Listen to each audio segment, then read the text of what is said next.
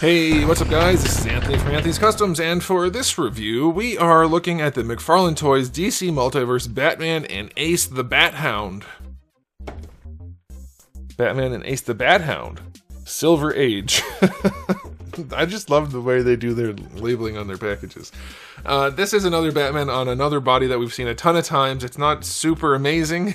There's not going to be a ton to talk about, but there's something, so we're going to review it. So let's go ahead and get him off the stand and take a closer look.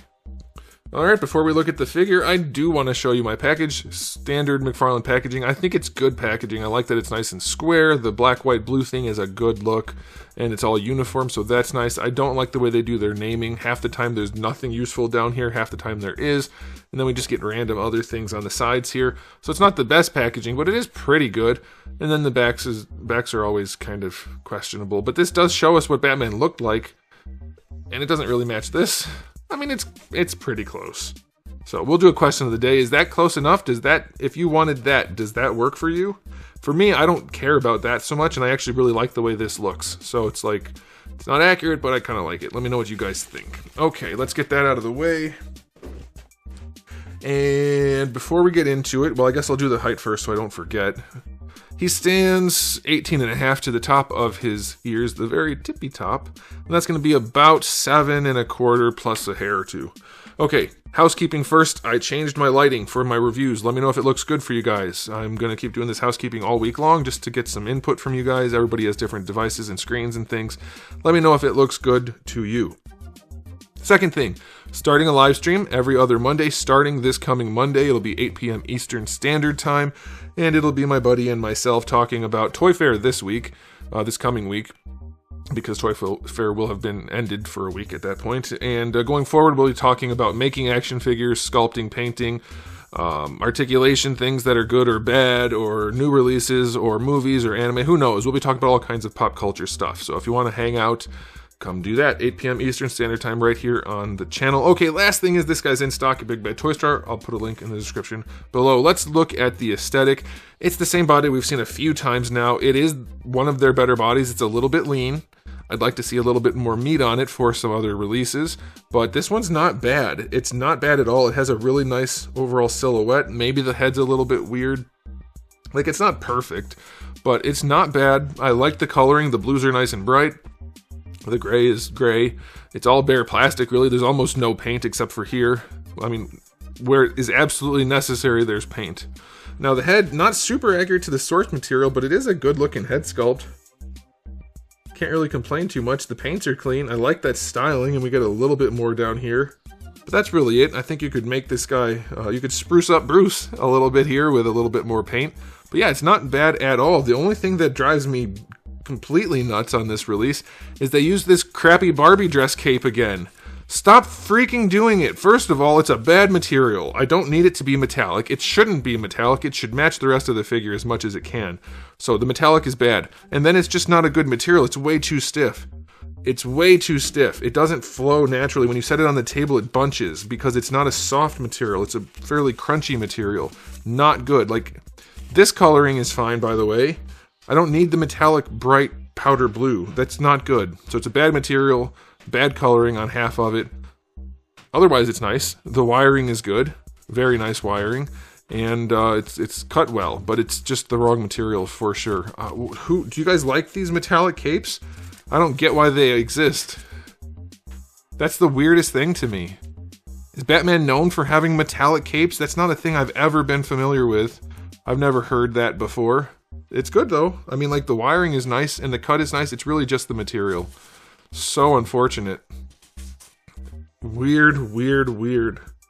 Okay, so yeah, it looks good otherwise. For a McFarlane figure at a regular price point, it's fine. I hope they didn't charge more for the dog. I don't remember. But yeah, he looks pretty good. It's alright. I will go 7 out of 10. It's a standard McFarlane Batman. There's nothing really wrong with it, but there's nothing really right with it either. Now, as far as accessories go, we're going to start with the dog. It is not articulated at all, which is weird. I thought for sure the head would be articulated, but it doesn't even look that good. Like, the sculpt is fine for the main body. The mouth is terrible. Really terrible. It's so bad.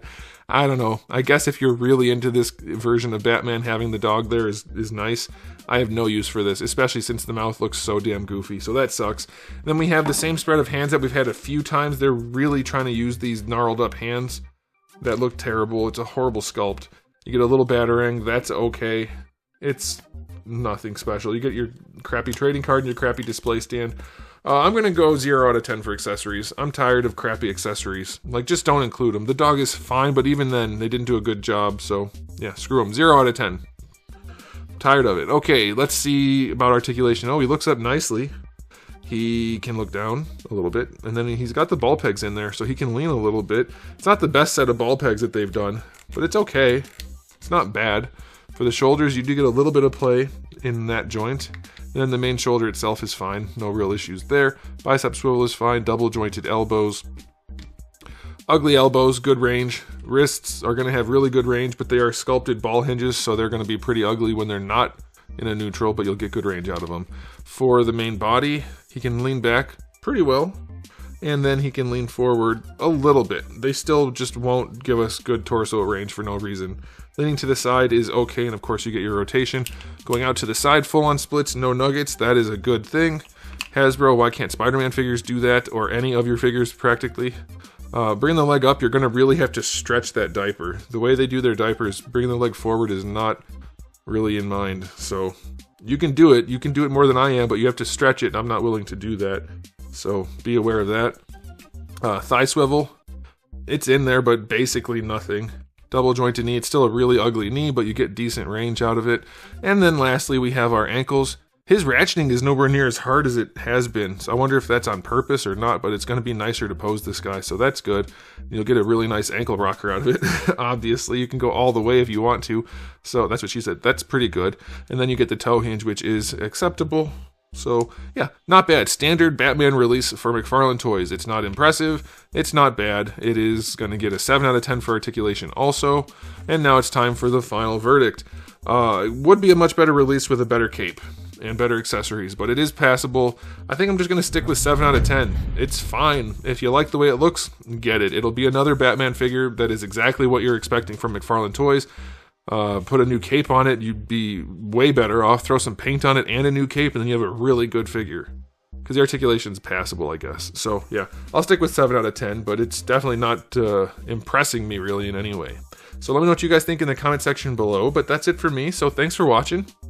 If you enjoyed the video, please do give it a thumbs up. If you didn't, give it a thumbs down, and if you haven't subscribed, you should. I have new videos just about every single day, and thousands already on the channel, so make sure you come back for all of that.